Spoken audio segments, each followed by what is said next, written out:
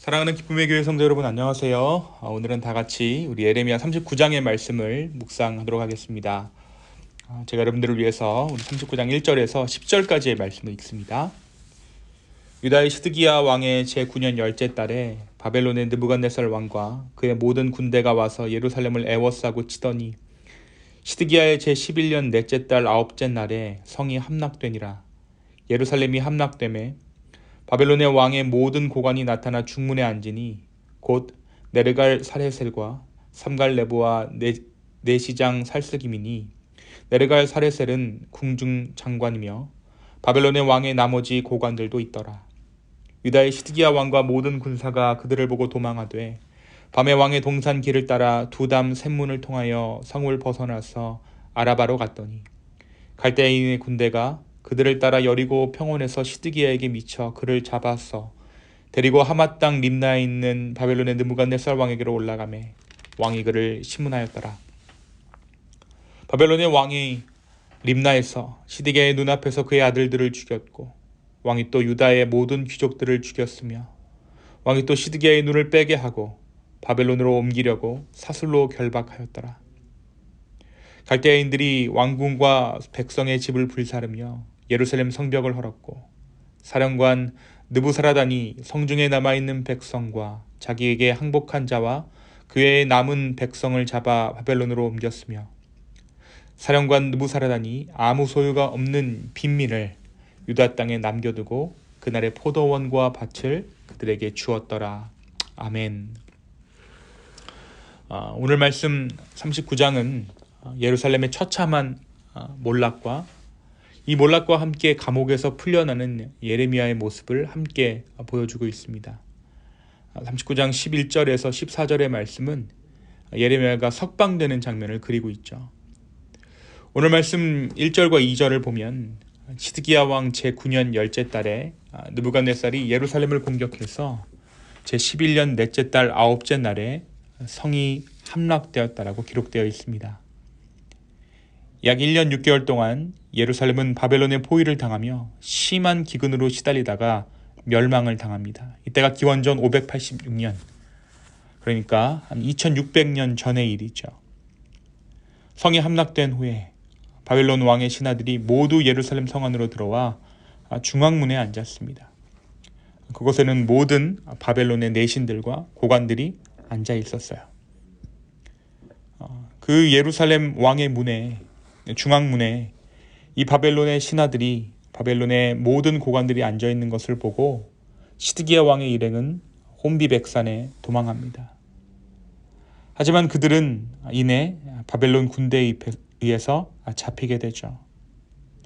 바벨론의 군대는 시드기야가 보는 앞에서 시드기야의 아들들을 죽이고 유다의 귀족들을 죽입니다. 그리고 시드기야의 눈을 뽑아버린 후 그를 쇠사슬로 묶어 바벨론으로 끌고 갑니다. 사실상 우리가 줄곧 보아왔지만 예레미야는 계속해서 바벨론에게 투항할 것을 이야기해왔습니다. 어제 본문이었던 38장 17절을 봐도 예레미야는 바벨론에게 항복을 하면 살 수 있다고 시드기야에게 하나님의 말씀을 전합니다. 그러나 이 마지막 기회마저도 시드기야는 외면합니다. 분명 하나님은 심판 가운데서도 분명 긍휼을 베푸셨습니다. 예레미야가 이러한 하나님의 뜻을 아주 간곡하게 점했음에도 불구하고 시드기야 왕은 듣지 않았습니다. 이러한 상황에서 시드기야의 왕의 반응이 너무나도 안타깝습니다. 나라가 망하고 하나님의 심판의 재앙이 임한 그때에 시드기야가 걱정했던 것이 무엇입니까? 38장 19절에 보니까 시드기야 왕이 예레미야에게 이르되 나는 갈대아인에게 항복한 유다인을 두려워하노라. 염려하건대 갈대아인이 나를 그들의 손에 넘기면 그들이 나를 조롱할까 하노라 하는지라. 그러니까 이 시드기야 왕은 바벨론에 끌려간 이스라엘 포로들을 두려워했는데 그 이유가 시드기야 왕 자신을 조롱할까 두려웠던 것입니다. 포로로 끌려간 자기 백성들을 걱정하는 것이 아니라 오히려 그들이 자기를 조롱할까 두려워하고 있는 시드기야의 모습은 그가 얼마나 연약한 인간이었는가를 보여주고 있습니다.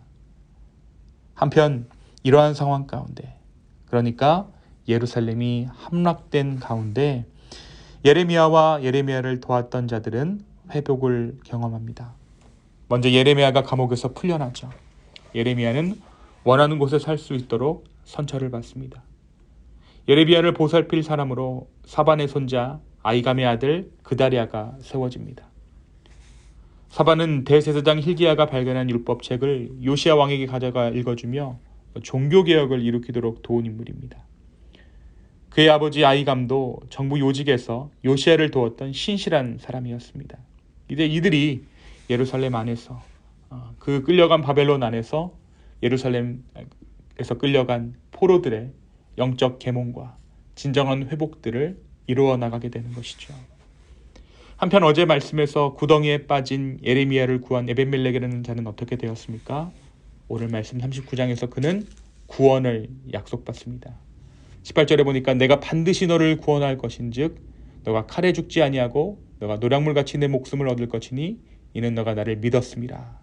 여호와의 말씀이니라.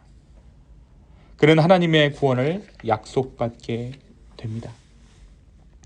바벨론의 칼날이 매섭게 몰아치던 그때에도, 왕은 사로잡히고 세력가들은 죽음을 당하는 그때에도, 누구도 생명을 장담하지 못할 위험천만한 상황에서도 하나님께서는 이방인이었던 에벤멜렉을 구원하시겠다라고 말씀하십니다. 더욱 놀라운 것은 이 에벤멜렉의 모든 행동을 하나님께서 보고 계셨으며 기억하셨음을 오늘 말씀은 분명히 기록하고 있습니다. 사랑하는 성도 여러분, 오늘 말씀 예레미야 39장은 우리에게 무엇을 말해주고 있을까요? 먼저 예레미야 스스로에게 이 모든 상황은 기쁘기만 한 상황은 아닐 것입니다. 감옥에서 풀려났지만 나라가 망했습니다. 나라가 망해야 자기가 흥하는 상황을 두고 예레미야는 여러 가지 복잡한 감정들을 느꼈을 것입니다. 그러나 하나님의 사명자는 모든 일들 가운데 주님의 말씀에 순종하는 자들입니다. 반대로 우리는 이 시드기야 왕의 비참한 최후를 통해 하나님의 말씀대로 살지 않는 자들의 최후를 보게 됩니다. 그의 아들은 그가 보는 앞에서 죽었으며 그의 눈은 뽑혔습니다.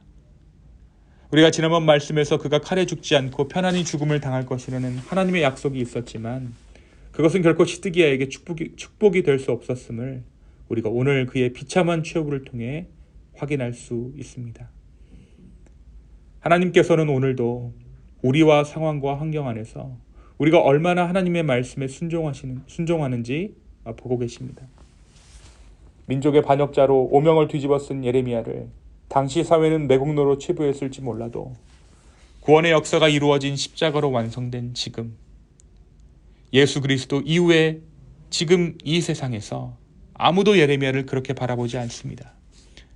반대로 바벨론에 맞서 싸우며 어떻게든 나라를 지켜보려 했던 시드기야 왕을 당시 고관들과 백성들은 애국주의자로 지지했을지 모르지만 예수 그리스도의 십자가 아래서 우리는 그를 이스라엘 역사 가운데 가장 어리석을 뿐 아니라 나라를 위기에 빠지게 한 장본인으로 기억합니다.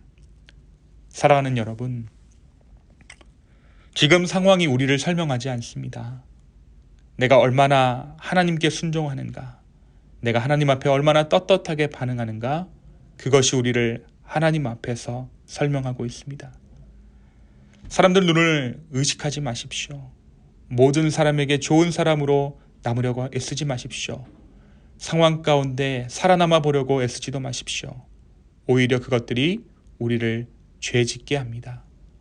다만 신실한 하나님 앞에 신실한 마음으로 순종하고자 할 때, 하나님의 말씀에 우리가 반응할 때 주님은 그것들을 바라보시고 우리를 반드시 회복 가운데로 이끌어 주실 것입니다.